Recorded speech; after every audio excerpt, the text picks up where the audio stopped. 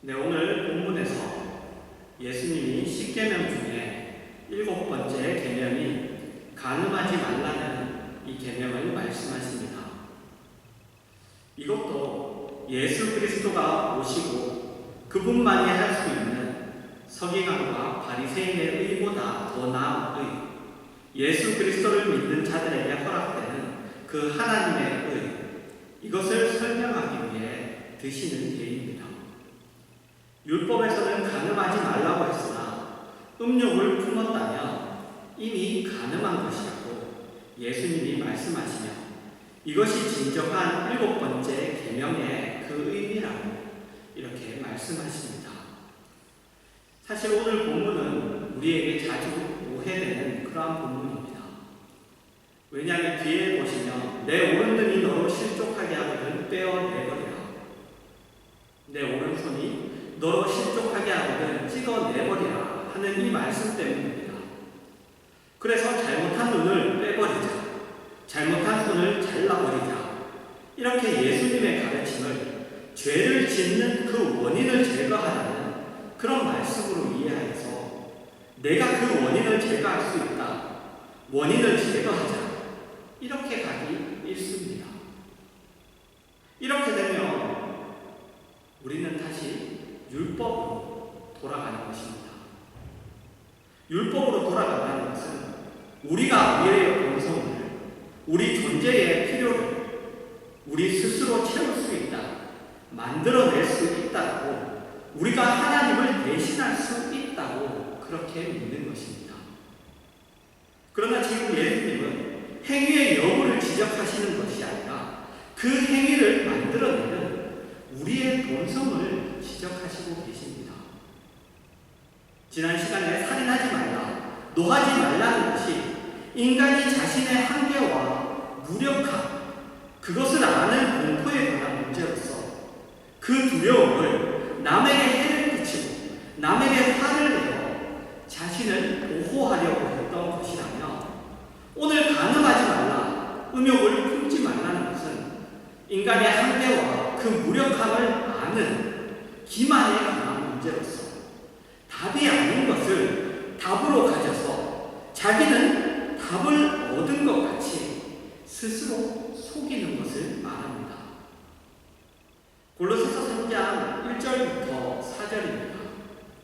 그러므로 너희가 그리스도와 함께 다시 살겠음을 받았으면 위의 것을 찾으라.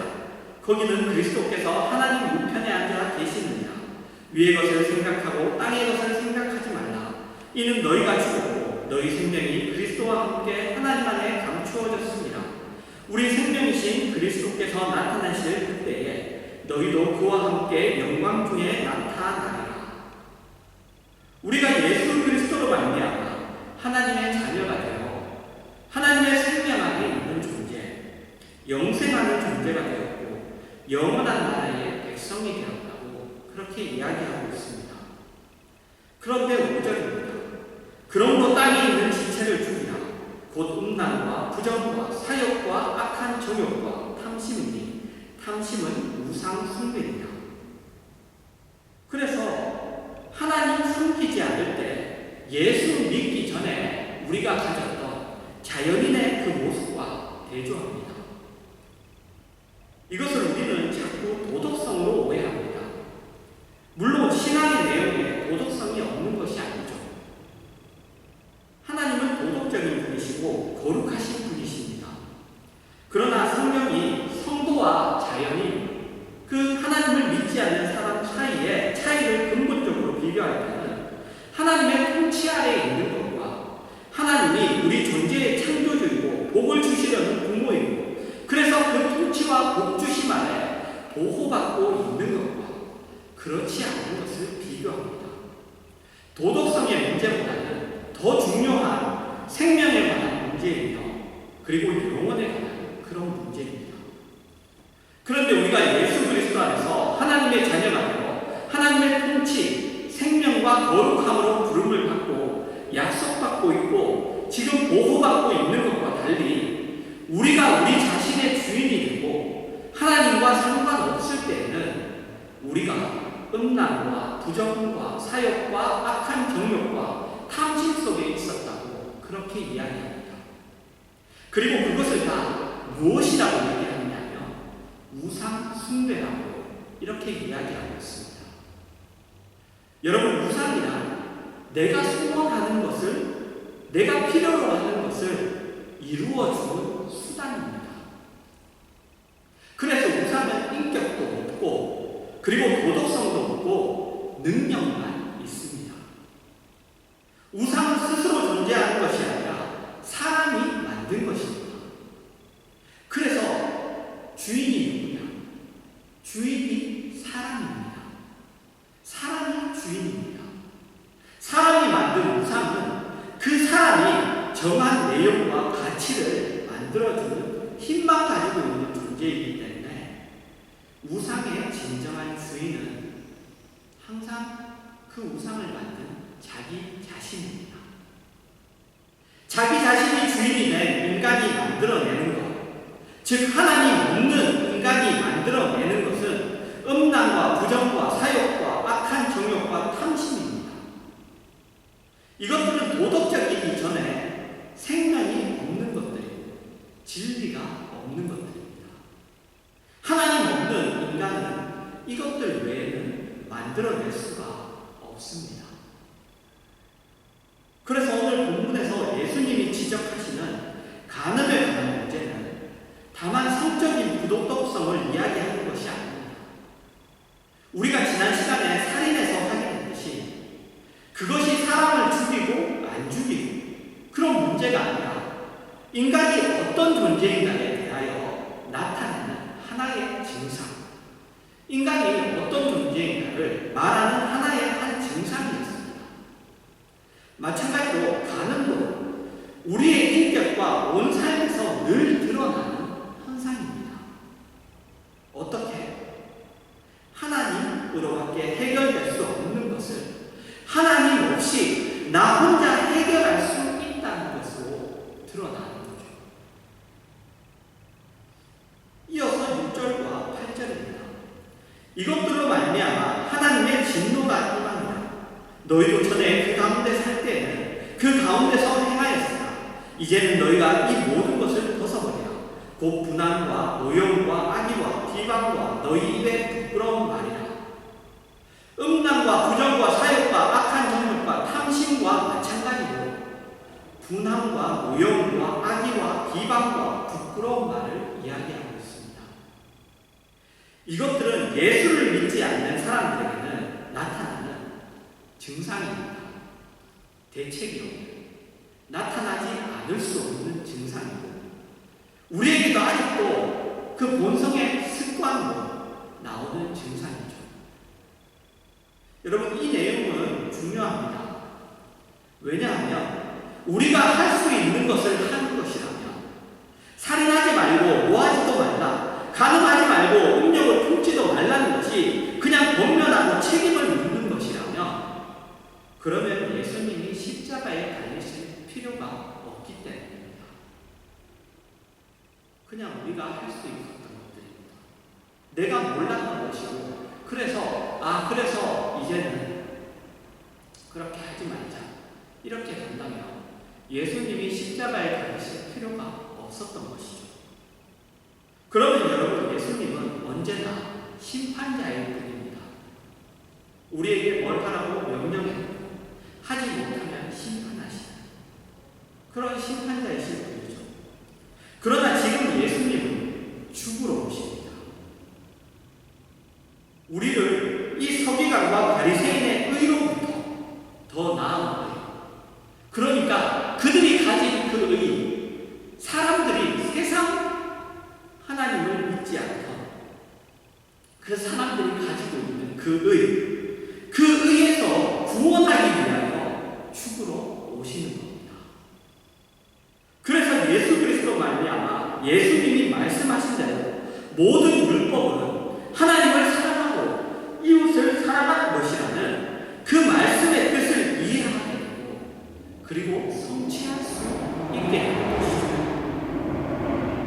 예수님으로 말미암아 그의 사랑과 구원을 힘입어 하나님의 자녀가 되고 그 사랑을 우리가 힘입자 비로소 우리는 우리의 이웃을 약탈하거나 자기를 기만할 필요가 없게 됩니다. 자기를 속일 필요가 없게 되는 것이죠. 이것이 오늘 본문이 이야기하는 내용입니다. 그래서 이어서 9절을 보시면 너희가 서로 거짓말을 하지 말라. 옛사람과 그 행위를 벗어버리고. 여기서 거짓말은 단순히 속이는 것을 말하는 것이 아니라 훨씬 본질적인 것으로 우리가 우리의 필요를 만들 수 있다고 속이는 것을 말합니다. 우리의 이웃을 희생제물로 삼으면 그나마 해결할 수 있다고 속이는 것, 그것을 말합니다. 예수 그리스도로 말미암아 이 속임, 이 기만, 이것에서 벗어나야 됩니다. 그러니까 가늠한다는 것은 하나님 외에 다른 것으로 내 영혼의 갈증을 채울 수 있다는 것이고, 그래서 상대방을 한 인격으로 존중하지 않고 내 필요를 위하여 희생시켜야만 된다는 것입니다. 아주 쉽게 얘기하면 우리가 실질적으로 세상 속에서 말하는 간음을 얘기하자면 그 간음이 뭡니까? 어떤 내 필요를 위해서 행하는 것입니다. 내가 부족한 것, 그것을 내 즐거움이든 내 쾌락이든 어떤 것이든 그것을 함으로 인해서 내가 그것을 채울 수 있다고 내가 생각하는 것이고, 그러면 내가 가능한 그 상대방은 뭐냐? 하나의 인격이 아니죠. 하나의 인격이 아니라 나의 필요를 위해서 희생시켜야만 되는 그러한 대상이 됩니다. 그를 존중하는 것도 없는 것이죠. 그러니까 예수 그리스도가 없으면 여러분, 우리는 마치 흡혈귀와 같습니다. 흡혈귀와 같다는 건 뭐냐? 한 생명을 빨아먹어야 내 생명을 유지할 수 있는 존재라는 겁니다. 누군가의 인격과 존재 가치와 생명 자체를 희생시켜 나의 향후의 삶을 위한 식량으로 삼아야 되는 존재죠. 그러나 예수 그리스도로 말미암아 이 거짓됨으로부터 구원됩니다. 이것이 예수 그리스도가 그의 백성들에게 주시고자 하시는 구원입니다. 에베소서 5장 1절과 2절입니다. 그러므로 사랑을 받는 자녀같이 너희는 하나님을 본받는 자가 되고 그리스도께서 너희를 사랑하신 것 같이 너희도 사랑 가운데서 행하라. 그는 우리를 위하여 자신을 버리사 향기로운 제물과 희생제물로 하나님께 드리셨느니라. 예수 그리스도로 말미암아 하나님의 자녀가 되고 하나님의 사랑과 복을 받는 자가 되었다고 이야기합니다. 그러니 3절입니다. 음행과 온갖 더러운 것과 탐욕은 너희 중에서 그 이름조차도 부르지 말라. 이는 성도에게 마땅한 바니라. 옛날처럼 살지 말라고 합니다. 성경이 이것을 단지 윤리와 도덕으로 요구하는 것이 아닙니다. 윤리와 도덕으로 요구하면 우리는 할 말이 없죠. 왜냐하면 그렇게 살 수 없기 때문입니다.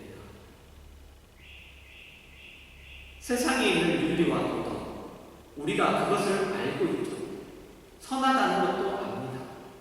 그러나 우리는 그렇게 살 수 없죠. 예를 들어서 제가 윤리와 도덕을 가지고 여러분에게 당연히 이렇게 해야 되지 않겠습니까? 라고 요구하는 것만으로는 여러분이 그 요구에 맞습니다. 그렇게 하겠습니다. 그래서 그렇게 할 수 있느냐? 없죠. 없습니다. 그 요구를 할 수 있는 능력을 제시해야만 되는 거죠. 그것을 할 수 있는 능력을 제시해 줘야 되는 겁니다. 그것이 뭐냐? 여러분, 그것이 그리스도의 필요성입니다. 그것이 그리스도의 필요성입니다. 율법에서 나타난 것과 같이 율법이 옳다는 것을 누구나 알지만 행할 수 있는 자는, 제대로 성취할 수 있는 자는 예수 그리스도 안에 있는 자입니다. 그분으로 말미암지 않고는 안 됩니다. 여기에 기독교 신앙의 핵심이 있습니다. 예수를 믿으라는 거죠. 성도가 된다는 것은 여러분 도덕분자가 되는 것이 아니라 예수를 믿는 것입니다. 예수를 믿는 것. 그래서 예수를 믿어서 어떻게 되느냐? 도덕과 법을 넘치게 성취합니다. 옳은 정도가 아니라 사랑으로 갑니다. 사랑. 4절입니다. 누추함과 어리석은 말이나 희롱의 말이 마땅치 아니하니 오히려 감사하는 말을 하라. 지난 시간에 우리의 분노의 근본적인 이유가 무엇이었습니까? 내가 책임질 수 없다는 사실. 스스로의 인생을, 나의 인생을 내 힘만으로 제어할 수 없다는 사실이었습니다. 그래서 우리가 분통을 터뜨리죠. 어떻게 할 수 없습니까? 아무도 누군가를 도울 수 없습니다. 누구도 도울 수 없죠. 그런데 예수를 믿으면 무엇이 다르냐? 이웃을 도우려면 내가 살아있어야 합니다. 누군가를 구해주고 힘을 주려면 내가 내 발을 온전한 터 위에 굳게 세워 나를 지탱하지 않고는 남에게 손을 내밀어 도울 수가 없습니다. 그걸 지난번에 뭐라고 말씀드렸냐면 내가 답을 가지고 있지 않으면 남을 도울 수 없다고 했습니다. 내가 답을 가지고 있지 않으면 남을 용서할 수도 없고 용서를 구할 수도 없다고 했습니다. 여러분 이것이 예수를 믿는다는 표현입니다. 그래서 여기 있는 어리석은 말, 희롱하는 말이라는 것은 사실 우리 삶의 현장 속에서 많이 쓰는 것입니다. 우리가 삶의 현장 속에서 어떤 부분에 대하여 분통을 터뜨릴 때가 많은데 그것도 다 공포죠. 그리고 나를 걱정하게 만들지 말라는 대화는 가능일 때가 많습니다. 분통을 터뜨리는 그 부분이 해결되는 것으로 내가 안심할 근거를 삼는 것이죠. 그것이 해결되면 나는 안심하다. 안심할 수 있다. 여러분 그것이 나를 속이는 것이고 그것이 가능입니다.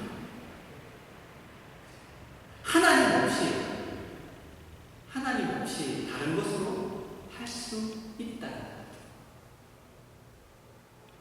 여러분 그 거짓에 속으시면 안 됩니다. 여러분 교통사고는 상대방이 고의로 들이박아서 생기지 않습니다. 상대방도 조심해서 잘 오다가 잠깐 실수해서 가봤는데 그 결과는 엄청나죠. 우리는 이런 것에서 자유롭지 않습니다. 인간의 원죄와 하나님 없는 인간의 무력함과 죄악됨을 제대로 인식하지 못한다면 예수를 믿는다는 말이 가지는 그 답도 우리가 제대로 누리지 못하게 됩니다. 갈라디아서 5장 19절에서 21절입니다. 육체의 일은 분명하니 음행과 더러운 것과 호색과 우상 숭배와 주술과 원수 맺는 것과 분쟁과 시기와 분냄과 당짓는 것과 분열함과 이단과 투기와 술 취함과 방탕함과 또 그와 같은 것들이라 전에 너희에게 경계한 것 같이 경계하니 이런 일을 하는 자들은 하나님의 나라를 유업으로 받지 못할 것이요. 여러분 여기서 말하는 이것은 인간의 나라입니다. 피조물인 우리가 스스로를 다스리고 보호하고 채울 수 있다고 믿는 그 나라입니다. 그 나라에서 만들어내는 것들은 헛된 것들입니다. 썩어져가는 것들입니다. 생명을 만들 수도 없고 생명의 필요를 공급할 수도 없습니다.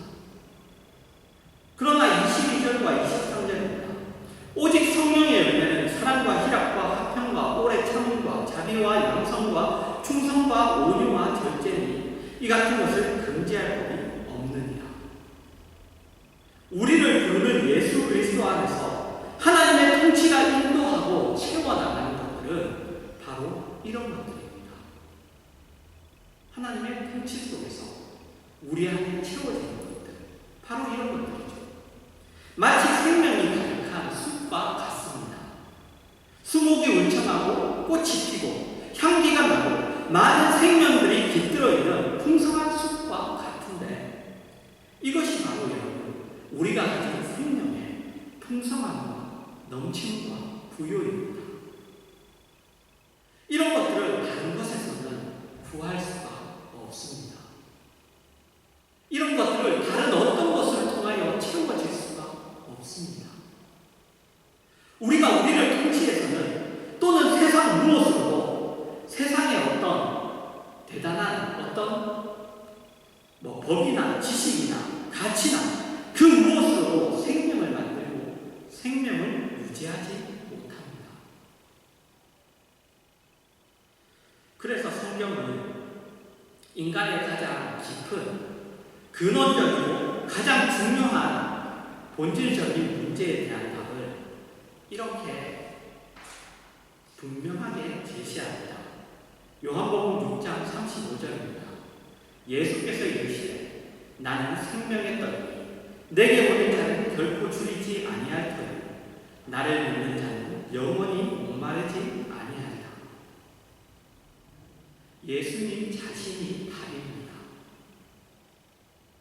예수님이 가르치시는 그 어떤 내용보다 우선해서 예수님 자신이 답입니다. 어떤 의미에서는 예수님이 우리에게 가르쳐 주시는 그 내용도 답이 아닙니다. 예수님 자신이 답입니다. 예수님 자신이 우리의 생명이십니다. 그분을 모르고 그분을 소유하고 있지 않으면 지난 시간에 그리고 오늘 우리가 확인하는 것과 같이 인간은 자신을 도울 수가 없습니다. 자신 스스로도 도울 수 없고 이웃도 도울 수 없고 자신을 책임질 수 없고 이웃도 책임질 수가 없습니다. 그래서 이 예수 그리스도를 믿는 자의 다름, 그분을 소유한 자의 다름, 생명을 가진 자의 다름이 가장 우선적으로 실천되고 증거되어야 되는 것이 바로 교회입니다. 교회의 가장 큰 특징은 도덕성이나 능률 이런 것이 아닙니다. 은혜입니다. 은혜. 예수 그리스도를 믿는 사람들이 모여 있습니다. 예수 그리스도를 믿는다는 것은 예수 그리스도를 필요로 한다는 것입니다. 예수 그리스도를 필요로 하는 사람들이 모인 곳이 교회입니다. 그런데 우리는 내가 예수 그리스도를 필요로 하는 사람인데도 불구하고 우리는 자신도 모르게 예수 그리스도를 믿는다는 것이 내가 남들과 조건과 자격이 다른 사람이라는 그런 기만, 그런 미선을 가지고 합니다. 왜 그렇다고요? 그것이 우리의 본성이기 때문이에요. 그 본성이 나오는 거예요. 내가 도움을 받아야 된다는 것을 질색합니다. 늘 말씀드리죠. 세상 사람들이 왜 그리스도, 왜 기독교, 왜 복음을 받아들이지 않느냐? 왜냐하면 내가 도움을 받아야 된다는 걸 싫어하기 때문입니다. 내가 뭔가를 해서 거기에 대한 보상으로 항상 얻고 싶어요. 우리의 신앙도 그렇게 흘러갈 때가 많죠. 내가 뭔가 이렇게 했으니 하나님이 이렇게 해주실 거예요. 내가 이렇게 안 해서 하나님이 이렇게 안 해주시나. 여러분, 이건 뭐냐? 인간의 자존심입니다. 그 자존심이죠. 그래서 내가 예수를 필요로 해서 나온 자라는 것, 내가 가난한 자이고 내가 부족한 자이고 내가 없는 자라는 것을 증언하는 자로 교회 안에서 그 자리에 서 있지 않고 나는 예수님을 도우러 나왔다는 자로 서 있으면 교회에서는 늘 문제가 됩니다. 늘 문제가 됩니다. 그리고 함께하는 모든 사람들이 입을 열 수가 없게 됩니다. 마음이 다치게 됩니다.